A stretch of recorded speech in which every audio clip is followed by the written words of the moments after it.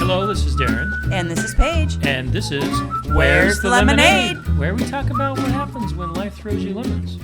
Make some lemonade? Maybe. Some weeks it's lemon squares. Yeah, some weeks it's just lemons. Yeah.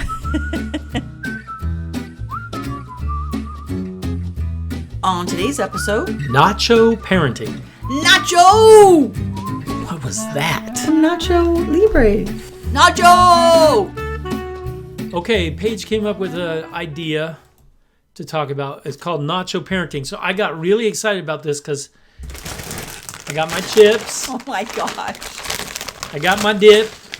I'm having nachos today. You are so funny. I know, when I was like, hey, let's do our Nacho Parenting episode, he's like, wait, I'll be right back. And he ran and got chips and salsa. These are good. Great. Just what the listeners want to hear is chewing. I know, I really like this salsa. If this is what Nacho Parenting is, I think we're all in. Yep. Brought to you by Tostitos and Cantina Salsa from Winco. Okay, so we've heard about Nacho Parenting, and maybe some of you are like, what the heck is that? We'll tell you in a second. We've always thought, when we've heard, we always thought, how that can't possibly work. Nacho Parenting can't possibly work. But I think that we've only heard about the extreme instances of Nacho Parenting. Which basically, the extreme one says, those aren't my kids, I'm not going to parent them. Yes. Too bad. Too bad. So, but after a dive into what it really is, I'm not totally against it. In fact, I can see why some families would decide to adopt this type of parenting in a blended family. I can totally see why they would. I can see adopting parts of it. But all right, we'll go through it and decide. But first, let's define what Nacho Parenting really is. Okay. So, Nacho, what is Nachoing? It's just so funny. I told you. How did they come up with that? Anyway, so the Facebook response is usually Nacho Kids, Nacho Problem, which I think that's what we always thought, right? Yes. Well, stepkids can definitely be a problem for you. Even if you decide in your head that they're not, it definitely can still be a problem for you. So it's Nacho Kids, Nacho Responsibility. It's so funny saying it. Nacho. Okay, so it's not your responsibility than not your problem. Does that make sense? So the stepkids are not the responsibility of the step-parent. So have an open mind. I'm trying. Have an open mind.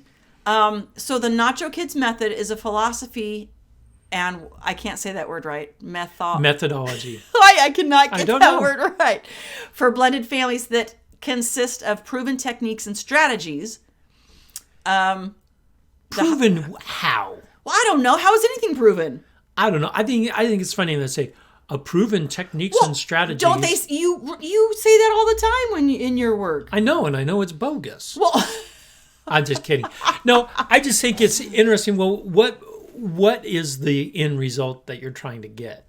Well, I mean, I think when they're saying proven techniques is probably counselors, marriage and family therapists have suggested to do this Nacho Parenting, and if they feel like it's working, right? I mean, to me that would be how it's proven. Like, oh, this family was having a hard time. Now they're doing Nacho Parenting, and now Nacho Parenting. For me as a step parent, Nacho Parenting says, not my kid, not my responsibility. I have no accountability to anything bad they do. Great, I have no accountability. Of course, I'm going to feel good about that. I think it's a crock. Okay, so but we haven't gone into. I haven't read any articles. This is going to be a fun episode then. Yes, because you have such an open mind. Wow. Okay. Well, prove me wrong. So I'm still telling what it is. Okay, sorry. So it's the psychology of human interaction, the mind, personalities, personal life experiences, and a track record of positive client results. Okay. The client being the parent or the child? I don't know. Yeah. I don't know. All right, interesting. So nachoing, as it is often referred to as nachoing, or using the Nacho Kids method, is stepping back from situations that cause you or your blended family stress, and realizing when you have no control, you actually have the ultimate control, and that is how you let it affect you. And I already know. I already know what you're My going to kids say. are being bad. I'm just going to walk away and have no responsibility whatsoever. That did sound funny when I just said that. I know. Well, It that's was their like, philosophy. It's, whatever's causing you stress, just step Step back. back. Wow. Parents so, do this today. You don't need a blended family to do this. You can nacho problem your own kids. No, it's not your problem. It's not your responsibility. You can nacho responsibility your own kids. I think You're causing me stress. I'm going to step back and let someone else take care of you. What was it? Sam was joking around. I'm going to call CPS. And I said, please do. They could take the responsibility away of raising kids from me. Okay, but I still am sticking with what I said when I very first looked into this, that I still feel like this can be a benefit to some families. Not to everyone, but to some families. I totally agree. And I think there's aspects of this that I think in parenting in general, not just step parenting, I think there's some aspects of this that might be beneficial. Well, because you have to remember when we got married and we had teenagers and then we had little kids, it was kind of nacho parenting with the teenagers. You parented your kids and I parented for teenagers. Kind of. I mean, it wasn't like a clear cut like yours, mine, but it pretty much was. You know, it's interesting. I still felt very responsible for your kids. Well, I know you feel a responsibility, but you stepped back when in a lot of parenting decisions, and you let me take, especially if it was something that I had to come down hard on. You know what I mean? And I let you do the same with your kids because the teenagers were already having a hard time. But we agreed on those sorts of things. Yes, right. Well, so you would agree on the nachoing too. It's not like... Well, no, but I mean, even when there were situations that you had to do with your kids, the teenagers, right? Yeah. You and I would talk about it, and then you go, all right, we got to do this. And then sometimes I said, I really want you to do this. And you go, no, that's not going to work. Right. So we talked about it. We discussed it, yeah. I want to make sure that people don't come in and say, Nacho, I'm completely disconnecting from my stepkids. And from my spouse. Around talking even about the kids. Right. I think that's harmful to your relationship. I don't think that that's what this is referring to. But I think that's what extreme nacho parenting That's extreme. Did. Yes, we're not talking about extreme. I want to make sure that people don't go that route because I think it's a bad route. Yes, I think that if you're nachoing or not... I'm so hungry for chips. No, put your chips away. I want chips. I think it's important to still communicate and talk about the issues going on with your kids and in your blended family. Absolutely.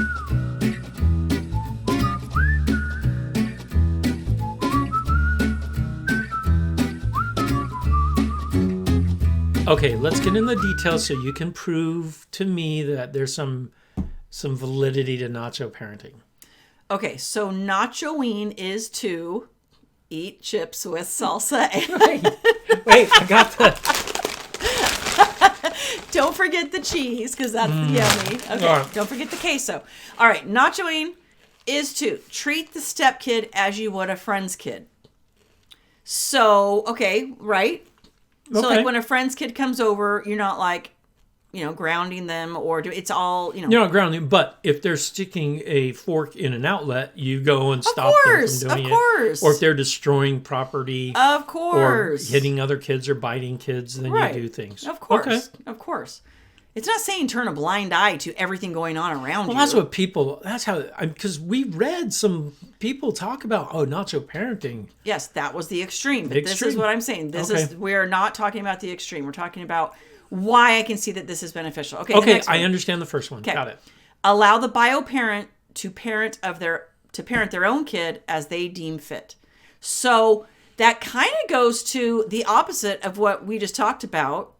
You were saying, we should just, we came up with an agreement. This is how we're going to do it. This, to me, that kind of sounds like that's not happening. Like, we're not going to discuss it because I decide everything and you don't get a say. Do you feel like that's how that kind of think it could come across that way, but I would hope that it doesn't. Anytime you parent, you need to discuss. Because imagine having two, let's say 12-year-olds in the house, same age, different rules for each kid in the same house. I think that's to me, that sounds like a recipe for disaster. That is a disaster. And that to me, so I disagree with this one. Yeah. So, okay. The next one, not engaging in negative and unhealthy interaction with the stepkids. I see now, I understand this, especially like when you and I got married. And like I said, you had teenagers. I didn't come down on them for anything. You did. I did not. So I feel like in the beginning, when you're trying to build those relationships, especially with the teenagers that are already like, oh, this situation. You know what? I agree with this one, but I also think this should be with parents in general. You shouldn't have negative and unhealthy interactions with your kids even. You do have to tell them no, and sometimes you have to discipline them. Right? I mean, but... No, I disagree with what you just said. We have lots of negative interactions with our kids. Not unhealthy, but negative. All right, negative, possibly. Yes. Unhealthy is where I got tied up on. Yeah, when we're having an argument with our kids or we don't agree with what they're doing, that's going to be... They consider it a negative interaction for sure. When we're like, you're not doing that anymore. You know what I mean? Okay. Unhealthy, yes. No one should be having... Then I agree with this part when you're talking about teenagers. Not with little kids. Right. Though. Okay, so you agree with that one. Okay. This one's interesting. Act as a babysitter in the absence of the bio parent. So this, to me, is interesting because now if you just have stepkids and you have no bio kids, I think you could get away with this. But if you left and I'm at home with 2 of my kids and 4 of your kids, and I'm like, oh, well... You 4, okay, go have some ice cream. And to my 2 kids, I'm like, no, you can't have. You need to go to bed. I don't know how that works. This one, and you've relegated yourself to a babysitter of your stepkids. That's not a healthy relationship. Yeah, it seems like at that point, if they feel like you're a babysitter, I feel like they're going to take advantage of you. Oh, absolutely. Like when I babysat kids, I lost so much money because I paid the kids to go to bed. I was a horrible babysitter. I lost money babysitting, so I didn't babysit very long. That's so funny. Okay, so yeah, I'm not sure how that would work. All right. Say nothing about or to the stepkids unless it's sheer praise. I get that one, especially teenagers. Like the only thing, like you're not saying any, like, you know how they always say like it takes 5 positive comments to counteract 1 negative comment to your kids. So this is saying... Never say a negative comment to your stepkids. It's just about if there's something negative that you want to say, don't say it. Okay. And I can get on board with that, especially teenagers in this situation, right? When you're I can understand, yeah. But there might be times when, like, what if your stepkid is walking all over your spouse? Well, to me that's a different story. Then you've got to like reassess the situation. You right? need to set some boundaries as well with your stepkids and their interaction with you and your spouse, their own parent. Right. Even though, like I said, I do feel like nachoing can work in some situations, I feel like it's just lending itself to confusion for the kids and even a little bit of I can do whatever I want. I agree there, but there are some aspects on here that I think work both ways. Yeah, totally. Okay, let's go to the next one. Remove the target off your back and no longer being the bad guy. I'm sorry. This is like parenting for those parents that don't ever want to say no to their kids or don't ever want to correct their kids or anything like that. I just don't get it. Now I do get this one in a blended family, especially with older kids. I totally get this one. Like, you're not going to do anything negative. You're not going to put yourself out there for them to be upset with you. So I do get that one. All right. So, all right. And then it says have no interaction with your significant other's ex. Well, you shouldn't be doing that anyway, unless it's a positive interaction. Like, obviously, I think when that says have no interaction, I think what they're referring to is no negative interaction. Well, like, maybe you're not the one that should be sending emails, and you're not the one that should be arranging kid. Oh, I actually totally agree with that. Yes, we agree. Remember, with that. the bio parents are not you as the step parent, so any coordination should really happen with the bio parents. I agree with that one. Yeah. Now, like we said, this is stereotyping. Obviously, there's going to be some situations where but it might be better to have the steps to it. But I think in most situations, you know what? Step back from that. You know what this reminds me down a little bit is maybe you're a helicopter parent and now you're a helicopter step parent. That would be the opposite of Nacho parenting. Well, I'm in control of everything and everything all the time. So maybe that's why they're saying these things. Maybe this is geared towards those parents that can't find that happy medium. Yeah, maybe. Okay. Maybe.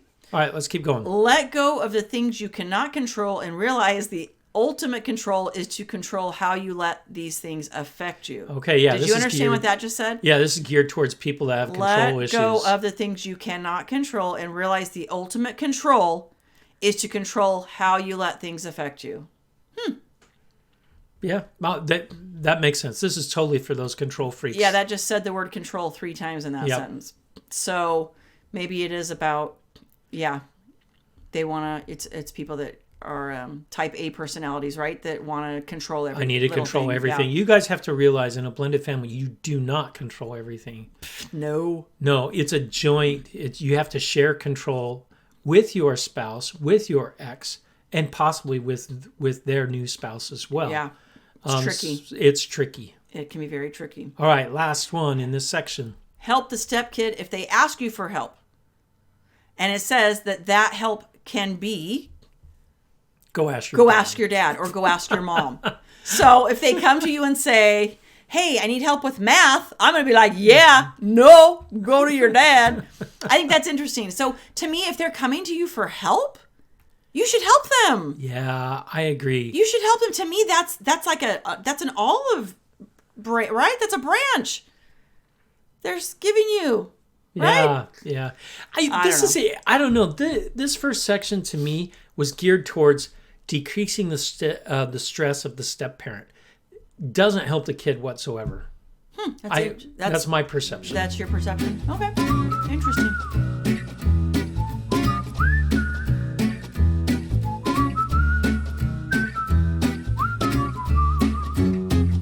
All right, let's talk specifically about you yourself, right, as a step parent, and how Nacho Kid method affects you, right? That's what I think this section is about. Not about the kids anymore; it's about you.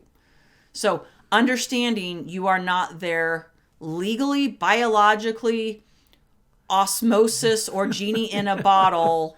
Parent. You are not your parent. You are not their mom. You're not their dad. You're neither. So that's the first thing to understand about Nacho Kids. That you come to that realization. You know what? You have come to that realization, but you are their stepmom. Yes. And because there's certain things that the kids are going to do with their mom that they're not going to do with you, even though you want to. Of course. And you have to understand that, and you have to accept that. And it may be things that you might find, wow, like prom dress shopping or wedding dress shopping or whatever the case may be for girls, things that you look forward to. And even if they've been in your life for 10 or 15 years, you still don't get all the privileges of a mom. You do not, even though, you may have had them just as much as their bio parent. That's still not stay in your lane. How does that feel? Not great. Yeah, but I agree. It doesn't feel great. But you have to stay in your lane until that stepkid invites you into their lane. You have to stay in your lane, right? Would you agree? I agree. Yeah, I agree. And that's a tough one. That is a tough one. It can be hurtful, but you have to just smile and. It's not meaning to be hurtful. No, not at all. No, no one's meaning to hurt, but it is still hurtful. Does that make sense? Yeah, totally agree. Yeah. Okay, next one. Learning how to step back from the chaos. Well, we all have to learn how to do that. Yeah, I think this one's funny. This is normal parenting right here. Well, it's chaos. I'm stepping back. Taking a time out. Okay. I mean, everybody has to learn how to do that. So, but I understand what it's saying. I mean, especially in a blended family, it can be. There's more chaos. Yes, and heightened, and so to just go, okay, let's calm down. Deep breath. Yep, deep breath, calm down. Okay, identify your personal triggers, the roots of those triggers, and how to avoid and cope with unhealthy interaction. I like this one actually, because sometimes we do have those triggers for whatever reason. We have triggers, and maybe that's what's causing you to have negative interactions with your stepkids. Is maybe it's not totally about them. It's something else that's triggering you. Well, and I like the next step because it ties into this one. Understand that blending is hard, and emotions are heightened in blended families because, first off, for the kids, and this is all about the kids, for the kids, it's really difficult. You have put them in a situation that is uncomfortable. Yes. So everything is heightened, right? They're moving between houses sometimes. There's new siblings involved. There's new parenting style. This is really tough for kids. Yep. So you have to keep that in mind as your triggers come up. You're going to have to understand your triggers, and you have to be more heightened and aware of yourself. You know, I was reading in one of my Facebook groups of blended families yesterday, and someone posted something about how, they were having such a hard time with the blending of the families, and there was like 100 comments, and there was probably 50 of those comments that said blending a family is definitely the hardest thing I've ever done in my entire life.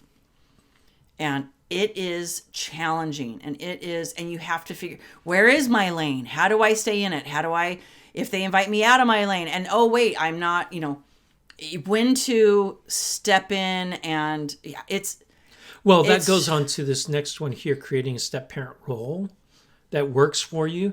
You're not the bio or legal parent. You are a step parent. So you got to figure out what that means, right? And that fits into that. Well, I like that it says focus on your blended relationship or marriage, not the stepkids or your significant other's ex. Because sometimes you get obsessed with, why are they doing this? Why is it like this? Why do they, you're right. Oh, yeah. You get obsessed with, and it's like, whoa, that is something you definitely can't control, is your ex or your spouse's ex. Like, you have no control over that. So definitely got to step back from that and go, okay, not the right thing to focus on. Definitely not. But that's an easy trap.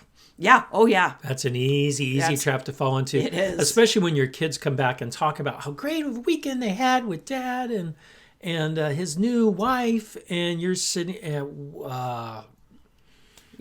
you're stuck doing homework with them on the during the week. Yes, and you're feeling resentful, and you got to push that aside, which is really tough. It can be really tough.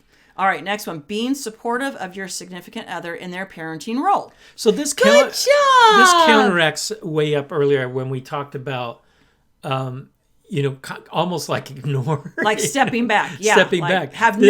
Let go. Bye bye. Yeah. So I like how they say this. You need to talk. You need to share and interact and bounce ideas off of each other. Still understanding that the bio parent is ultimately responsible. I think that's what they're saying. Yeah, it says it's their job to parent. It's your job to be their partner. That's what Nacho Parenting is.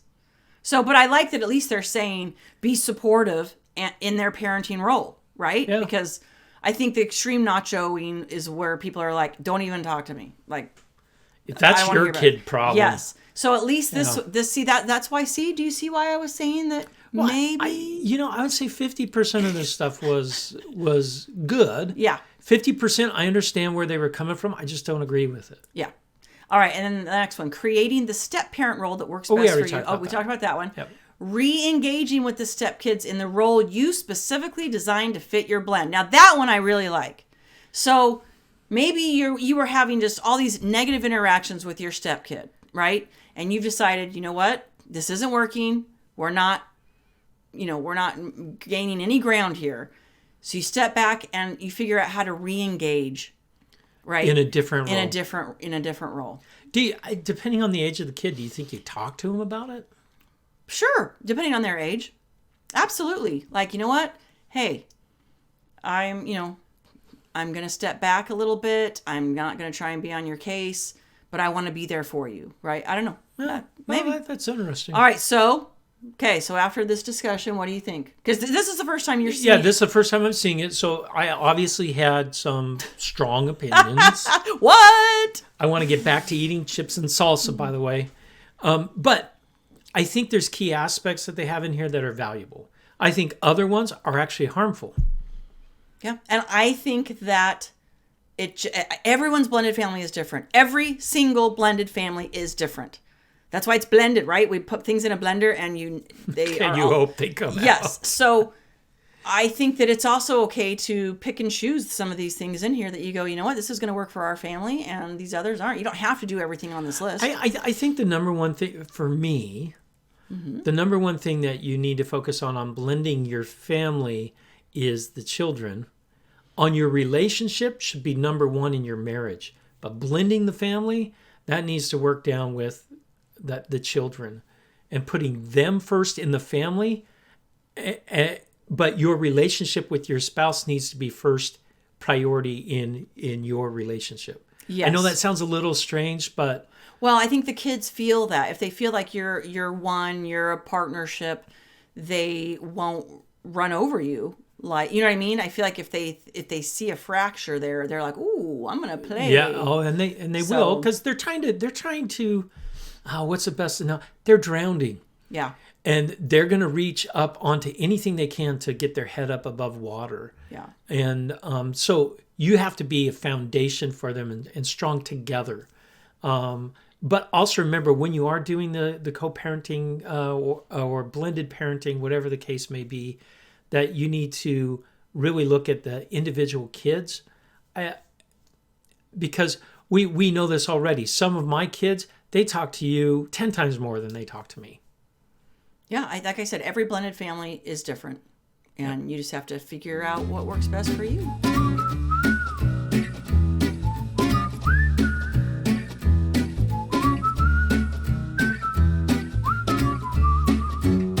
Okay, our lemonade moment of the week. Italy. How can Italy be lemons?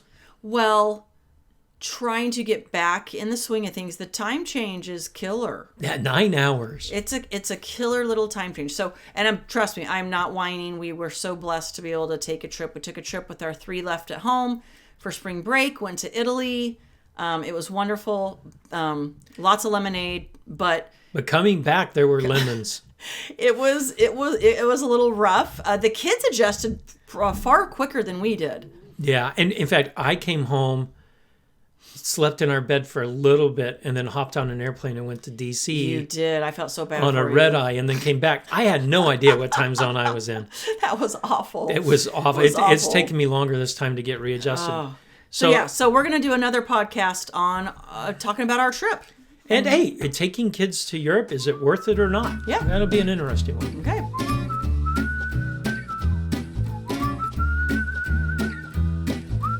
If you like today's episode, give us 5 stars on iTunes, Spotify, Google. And head to Facebook and like us. And check out our blog at where'sthelemonade.org, where you can leave questions and comments. But most of all, go out and make some lemonade. You betcha, baby.